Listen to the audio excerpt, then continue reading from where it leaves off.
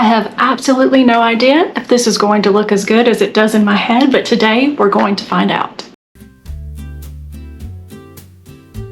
Hi everyone, I'm Amanda, and welcome back to Quilted Tales, where every quilt has a story and I learn new things along the way.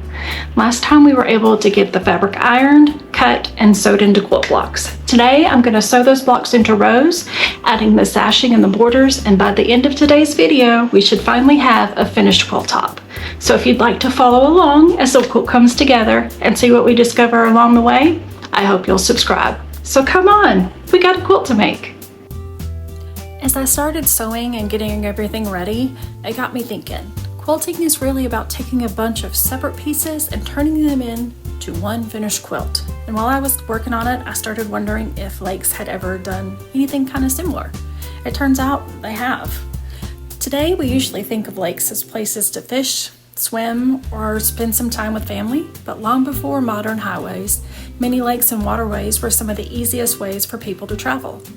Boats carried families to visit relatives, farmers took crops to market, traders moved goods from one community to another because traveling by water was often easier than traveling over rough roads.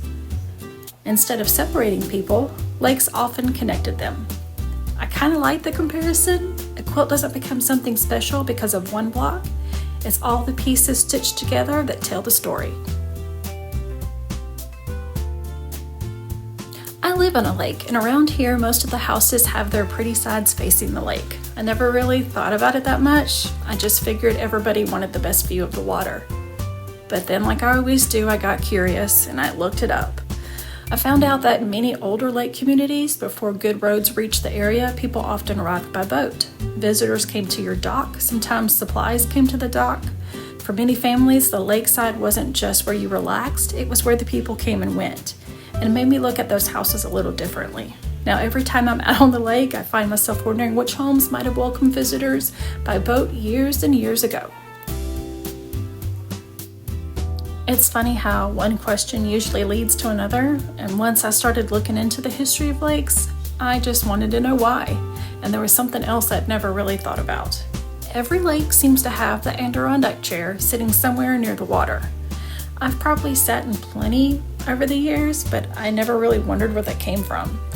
The design traces its roots back to the early 1900s when Thomas Lee wanted a more comfortable chair for relaxing outside around his summer home in the mountains. And after trying several designs, he settled on one with a slanted back and wide armrest that made it comfortable to sit for long periods of time. Those wide armrests turned out to be perfect for holding a drink, a book, a plate, anything that you're doing while you're enjoying the outdoors. More than 100 years later, it's still one of the most recognizable outdoor chairs around. I guess some designs just stand the test of time.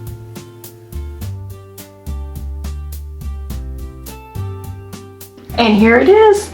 It's the Lakeside Quilt top, and it's finally finished. This is one of my favorite moments because it's the first time I really get to step back and see all the pieces of the quilt come together. So next time we're going to baste it, we're going to start our quilting, and then we're going to do the binding at the very end to finish this quilt. So thanks so much for spending time with me today. And if you have a favorite lake memory or maybe even a favorite place to relax on the water, I'd love to hear about it in the comments. So until next time, stay curious, because sometimes the best stories are hidden just beneath the surface.